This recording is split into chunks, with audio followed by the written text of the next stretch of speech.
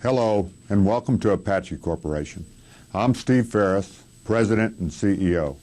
I'd like to talk to you about a topic that is of utmost importance to me and should be just as important to you as well: the safety of all Apache employees and contractors. First, I want to assure you that Apache is committed to providing you with a safe place to work. Everything starts with a safe working environment, and I expect everyone inside the organization, as well as everyone who works for the organization, to support Apache's commitment. Second, a safe working environment, coupled with proper training, procedures, equipment, and tools, along with safe action and behavior, are the keys to the prevention of workplace injuries. No system, procedure, or barrier can ensure your personal safety or the safety of others unless used in combination with professional skills, experience, and most of all, common sense. Apache expects you to use your best judgment, training, and experience in accomplishing a job safely. This should always include awareness for and identification of any hazards, proper pre-job planning, and the use of required personal protective equipment. You owe it to yourself, your co-workers, and Apache. I'd like to touch on another important issue. I am sometimes asked about Apache's core value of accomplishing tasks with a sense of urgency, and whether that creates a conflict with my message to work safely. A sense of urgency does not in any way imply that work should be undertaken in an unsafe manner. My position is that safety at Apache is non-negotiable. Either job will be well planned and carried out with the highest regard for safety, or it will not be done at all. The first statement within Apache's safety policy states that no business objective is so important that it will be accomplished at the sacrifice of safety. Folks, I believe it, and I expect all employees and contractors to follow it. Finally, I want to reiterate my support for your right and duty to refuse to do any work you deem to be unsafe. If a situation arises which you believe compromises your personal safety or the safety of others, you not only have a duty to yourself, others, and the company to refuse to do such work, you also have a duty to report the circumstances so that the situation can be remedied. You can count on my support. We are building Apache to last. The company's commitment to provide you with a safe place to work, combined with your actions to accomplish work safely, will enable us to achieve the most important goal of all: that all employees and contractors working for Apache return to their families and loved ones without injury. Thank you.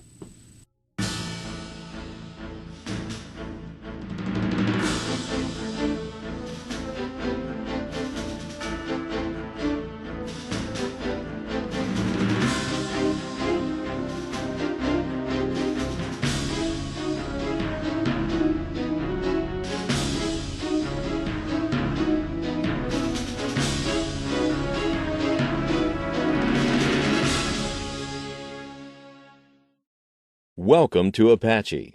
We would like for your stay at our facility to be both productive and safe. You'll receive a site-specific orientation once you board the facility. Apache is committed to conducting operations safely and in compliance with all applicable regulations. Apache has developed a Safety and Environmental Management System, or SIMS, and safe work practices to assure that this objective is accomplished. We believe that accidents are preventable and are the result of unsafe acts rather than unsafe conditions. Well-trained, knowledgeable personnel working safely are essential to providing an accident-free workplace. In an effort to enhance your knowledge base and reduce the chance for accidents, the following orientation is provided to familiarize you with procedures that are expected of all personnel working here at this Apache offshore platform.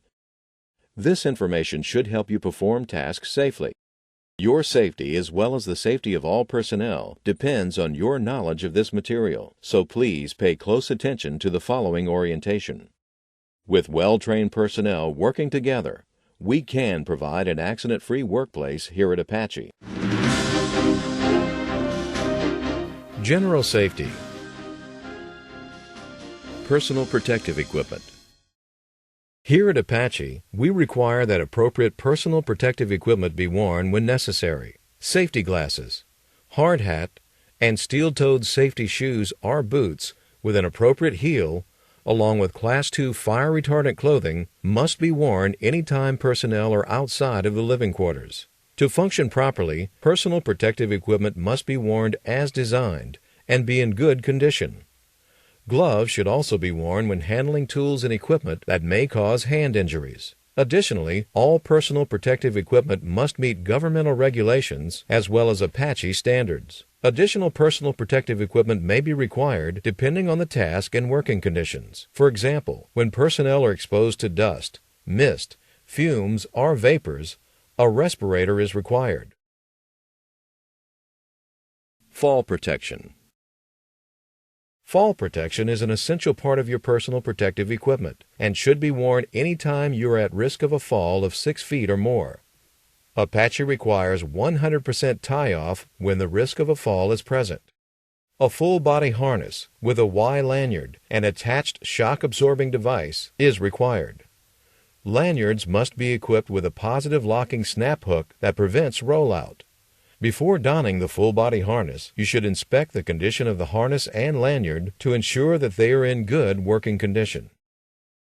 Equipment in poor condition should be taken out of service and properly disposed of. To function properly, the harness must be worn correctly, with all snaps and buckles adjusted to provide the wearer with a snug fit. The harness must fit snugly around the legs and chest and be attached to a secured structure above the waist to provide adequate protection in the event of a fall. The full-body harness is equipped with a deceleration device or shock absorbers, which reduce the impact felt by personnel in the event of a fall. Upon falling, shock absorbers release additional folds of lanyard, slowing the person's rate of descent. Although shock absorbers can reduce injuries during a fall, the best defense is selecting an anchor point above you to minimize the fall distance. The ideal hookup location is above the worker's head in a position that allows a maximum free fall of 1 foot or less. Hookup locations should never be selected that allow the wearer to fall vertically more than 5 feet or to a surface below. Safety lanyards must be attached to fixed stationary objects capable of supporting 5,000 pounds or more. Do not wrap lanyards around beams or objects unless your lanyard is designed to tie back to itself. Always use the proper anchor devices to secure the lanyard. Open holes. Apache has a very strict policy regarding open holes. An open hole exists when there is a gap, space, or opening in the walking surface which is large enough to allow entry of a worker's foot. They are often created as a result of damage to the structure or are purposely installed to facilitate a work activity. Open holes are extremely hazardous and they must be eliminated immediately. The preferred method is to install a cover of sufficient strength and integrity that has a sure fit and that has been sufficiently secured. A cover must be able to support twice the weight that may be imposed upon it and should not protrude above the walking surface, creating a trip hazard. Generally, covers that protrude less than 1 inch above the walking surface and contain beveled edges are acceptable. Another acceptable method of eliminating open holes is to construct a barrier of sufficient strength and integrity to prevent workers from entering the area. The preferred design for a barrier consists of a standard handrail piping or scaffold piping constructed with a top rail, an intermediate rail, and a 4-inch toe board or bottom rail. The barrier should have a vertical height of no less than 42 inches and should be able to withstand a load of at least 200 pounds applied in any direction at any point to the top rail. In some instances, the use of standard handrail piping and railings-type barriers may not be possible. In these cases, a barrier can be constructed using a series of restraining cables, anchoring posts, and construction fencing. Any person working around, entering, or crossing the barrier of an open hole must be wearing approved fall protection equipment and be securely tied off to an appropriate anchor point prior to breaking the plane of entry. In addition, an open hole attendant must be assigned to monitor and guard the open hole at all times while the hazard exists. This includes the time period while the barrier is being constructed. Under no circumstances are unbarricaded, unattended open holes allowed. All hole attendants must wear fall protection and fulfill their duties of alerting all personnel to the presence of an open hole and requiring them to remain at a safe distance from the hazard. A hole attendant or hole watch is never to be used as the primary mitigation of the open hole hazard when a protective barrier can or should be constructed or a cover placed over the hole. Hearing protection. Hearing protection is another type of personal protective equipment and is required when personnel are exposed to noise levels that exceed 85 decibels. Known high noise areas are marked with high noise hazard signs around the platform. Additionally, a good rule of thumb is, if you must raise your voice to be heard from a distance of 3 feet or less, hearing protection is required. Hearing loss due to industrial noise is permanent, so please protect your hearing whether you're here at Apache or at another company's facility. MSDS. All Apache facilities maintain up-to-date Material Safety Data Sheets, or MSDS. MSDS contain all information regarding all hazardous substances found at the job site. If you are required to handle hazardous chemicals, handling information including the required personal protective equipment can be found in the MSDS. Additionally, if you brought hazardous substances to the facility, these materials must be reported. In the unlikely event you should notice unlabeled containers during your stay here, please notify an Apache supervisor. Housekeeping. Our goal at Apache is to provide a safe, healthful workplace for all personnel, and we realize that a neat job site is conducive to a safe job site. If we all practice good housekeeping skills, we can minimize risk to personnel and the environment. While you are performing your duties here at the facility, try to minimize slip and trip hazards by keeping aisles and walkways clear of hazards. Run hoses and cables along the side of walkways, and if it is necessary to cross a walkway, cross it at a 90-degree angle. We want you to realize that good housekeeping is an ongoing process. Never allow trash or debris to accumulate with the thought that it can be cleaned up later. Stairways. Your safety is of utmost importance, and Apache's policy regarding stairways was developed with this thought in mind. While ascending or descending stairways, one hand must remain on the handrail at all times. If you are carrying a load that requires 2 hands, make an extra trip, use a hoist or a crane to move the load, but always keep one hand on the rail at all times. Smoking. Smoking at our facilities is limited to designated areas only. Make certain you are in a designated smoking area prior to lighting up. Absolutely no smoking is allowed in bedrooms, bunks, galleys, offices, heliports, or any other non-designated areas located on Apache premises. Apache has zero tolerance for personnel violating this policy. Drugs, alcohol, and firearms. Apache strictly prohibits the use or possession of illegal drugs, alcohol, or firearms in the workplace. Herbal incense and aromatic potpourri are also strictly prohibited on all Apache properties. All personnel are subject to random drug testing and search of their property while on company premises.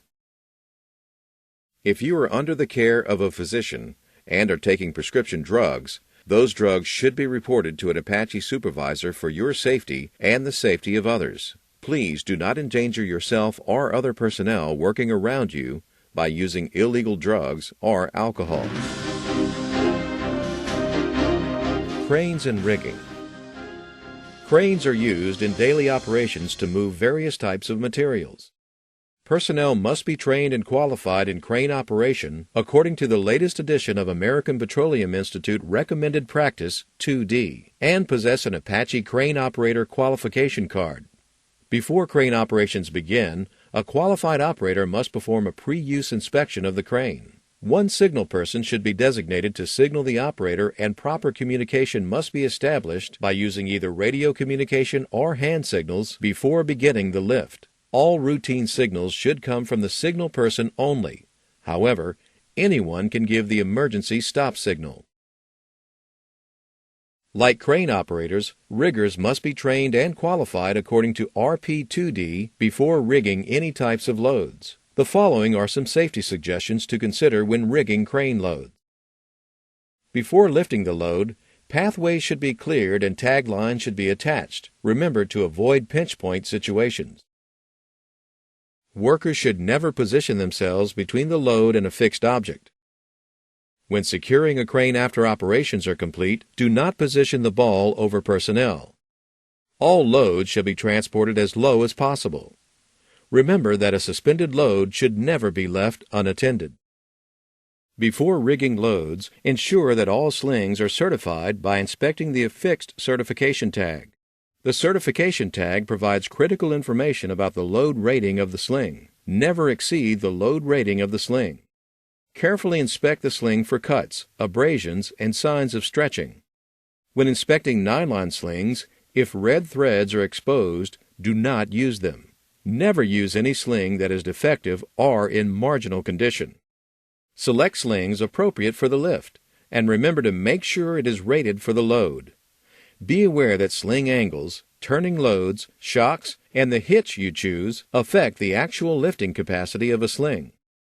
The angle of the leg of the sling that is attached to the object to be lifted directly affects the capacity of the sling. The greater the leg angle of the sling, the greater the loss in lifting capacity. When securing the sling to the load, attach the load securely so that the load cannot slip or damage the sling. Also, make certain that all safety latches are functional at this time. Ensure that hooks used to connect the sling to the load are rated for the load, and that the load is properly balanced. The load should not be supported on the point of the hook. Its load carrying capacity can be reduced by as much as 50%. Always use tag lines when moving loads. Tag lines should be of proper length and free of knots. Never allow tag lines to wrap around your wrists, hands, or any other part of your body. SIMS. Safety meetings, job safety analysis, or JSAs, and emergency drills are an integral part of our operations. Apache's SIMS program requires thorough pre-job planning and communication to identify all potential hazards. The JSA is used to accomplish this. Apache requires JSAs and pre-job meetings prior to all job tasks. Apache has also established a daily work review and permit storage system, or DRAPS, to assist with safe job planning and record keeping. All personnel are expected to participate in all drills along with the JSA and pre-job meeting process. Lockout-tagout. Many people assume that lockout-tagout relates to electrical equipment only. To the contrary, lockout-tagout should be performed on any type of equipment that contains pressure, moving parts, or any equipment that may be energized. Apache has developed a very strict and comprehensive lockout-tagout policy. If your duties require you to work on any equipment, you must adhere to Apache's safe work practices regarding lockout-tagout. First, survey the location exposures and all isolating devices to be certain which switches, valves, or other energy isolating devices apply to the equipment to be serviced. Next, notify all affected personnel that a lockout-tagout is to be performed. Shut down the equipment by the normal stopping procedure. Evaluate the safest way to drain, de-energize, or dissipate the stored potential or kinetic energy. Isolate the energy source in an off or safe position with chains, blinds, valves, blocks, or disconnection. Lock the energy isolating devices with assigned individual locks. Every person working on the equipment must use his or her own individual lock. A tag that identifies the person working on the equipment, the date, the equipment locked out, and the reason for the lockout should accompany each lock. Once locked and tagged, clear the area and test the equipment by trying to start the equipment with the locks in place. Once the test is performed, return all switches to the off or safe position. Only after the equipment has been locked, tagged, cleared, and tried can the equipment be serviced, inspected, or maintained. It is important to remember never remove a lock or tag applied by someone else. In some cases, it may be appropriate for a watch to be assigned to guard the operation. Hot work. Additional precautions must be taken anytime hot work is performed. Hot work includes the use of any equipment or machinery that might produce sparks or heat. For example, the use of cutting torches, welding equipment, hot oil or vacuum units, steamers, gasoline engines, or spark-producing hand tools are all considered hot work. Anytime hot work is performed, Apache has very specific procedures that must be followed. Before you engage in any activity that might be considered hot work, check with the Apache personnel in charge so that a hot work permit can be issued and extraordinary safety procedures can be taken. Confined space entry. Confined space entry is not only dangerous, it can be fatal. OSHA has defined a confined space as one which is large enough and configured so that a person can bodily enter the space and perform assigned work, has limited or restricted means of entry or exit, and is not designated for continuous occupancy. Entry occurs when any part of the body breaks the plane of the confined space opening. Extreme caution must be exercised, and a confined space permit must be completed before entry into any area considered a confined space. Apache will obtain competent trained personnel to assess and safely enter the confined space area. Incident reporting. Apache follows strict spill reporting procedures. Therefore, please immediately notify the appropriate Apache personnel. Finally, to achieve our goal of an accident-free workplace, it is critical that all accidents and near misses be reported. An example of an accident is any incident that results in injury to personnel, equipment damage, or adverse environmental impact. A near miss is any incident that has the potential to cause injury to personnel, equipment damage, or an adverse environmental impact.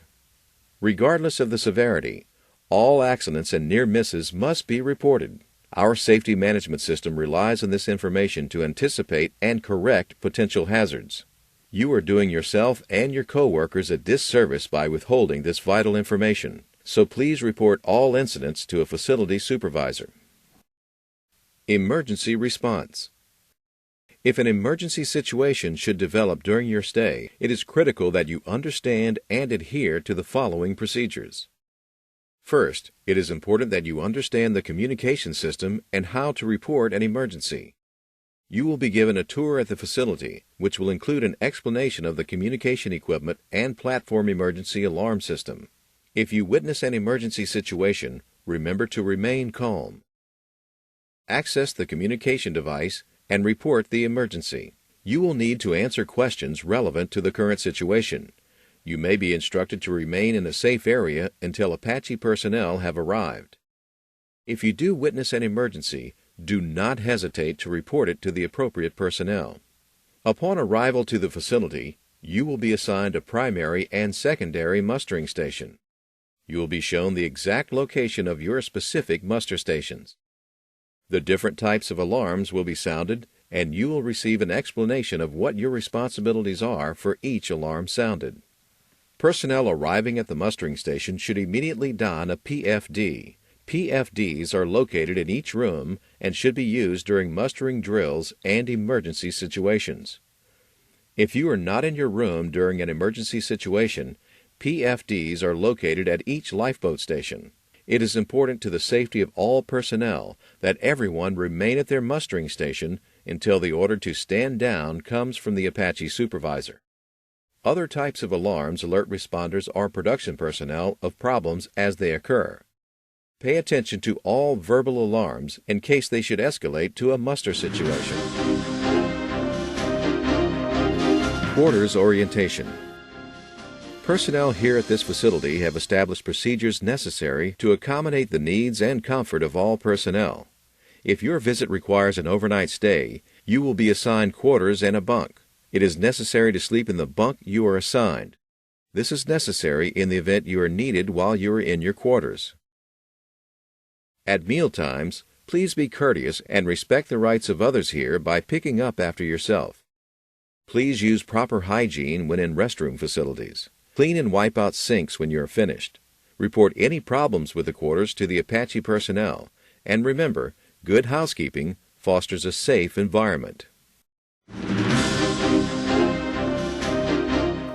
Personnel transportation. Swing rope. The final section of this orientation deals with the transportation of personnel and concentrates on procedures to ensure the safety of all involved. The first type of transfer we will address is the swing rope.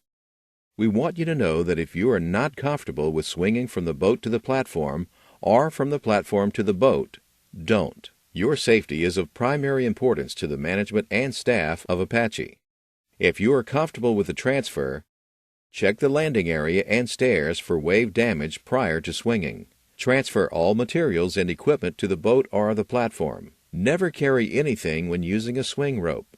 Before swinging, tug on the rope to ensure your weight will be supported. Always use 2 hands when using a swing rope, and remember to keep the rope on the side of your body. Air travel. Air travel continues to be one of the safest modes of transportation available. To ensure your safety, these are some general guidelines to follow when traveling in a helicopter. First, personnel must wait at the designated and posted passenger waiting area, which is clear of the heliport, heliport access points, and stairways. Items such as toolboxes or any other materials are not allowed on the heliport. Also, hard hats and baseball caps shall not be worn when approaching a running helicopter. Arriving passengers and cargo should be unloaded and cleared from the heliport and access route prior to loading departing passengers and cargo. If the aircraft provides more than 1 pilot, wait to be escorted by the additional crew member so that the boarding process can be supervised. When boarding aircraft that have only 1 pilot, follow these procedures. After arriving personnel and cargo have cleared the access route, wait for the pilot's signal before approaching the aircraft. Never assume that you have been seen. Always make eye contact with the pilot and wait for a signal before approaching. Access the helicopter from the front. Never walk around the back or get near the tail rotor area. When the rotor is spinning, it becomes invisible. Devastating injury will occur to any personnel who are struck by the tail rotor. Additionally, never duck under the tail boom of the helicopter. Properly store all baggage in the baggage compartment. All baggage carried in the passenger compartment of the helicopter must be properly secured.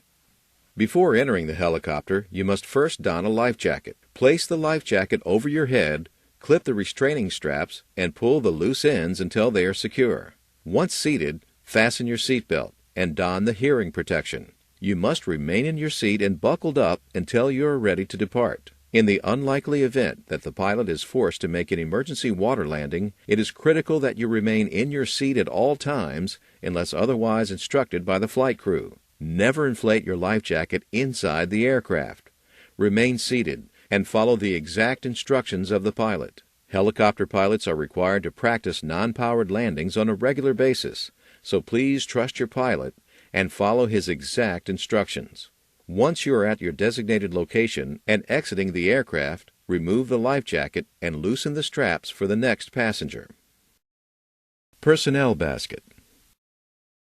The last type of transfer we will discuss is the personnel basket. It is your responsibility to inspect the condition of the personnel basket prior to boarding. A tagline should be attached to the basket, providing others a means to assist with a safe transfer. Maintain a clear distance until the basket is aboard. You must use both hands to ride a personnel basket, therefore place baggage in the center of the basket. Don an approved PFD prior to boarding. To function properly, the PFD must fit secure, with all snaps fastened. Position 1 foot on the ring and the other on the deck as the basket is lifted. Keep your weight to the inside of the basket and maintain a firm grip. Never stand inside the basket or position yourself underneath the headache ball of the crane. Just before landing, place 1 foot outside the ring of the basket to soften the impact. Conclusion. We would like your stay here to be both productive and safe. Please remember that you are an integral part of our safety management system. If you observe any unsafe condition or operation while on board any Apache facility, you have the authority to shut down the operation and report the condition to a supervisor in charge. If you have any questions regarding this material, please ask the facilitator of this orientation. With all personnel working together, we can continue to provide a safe, healthful place to work here at Apache.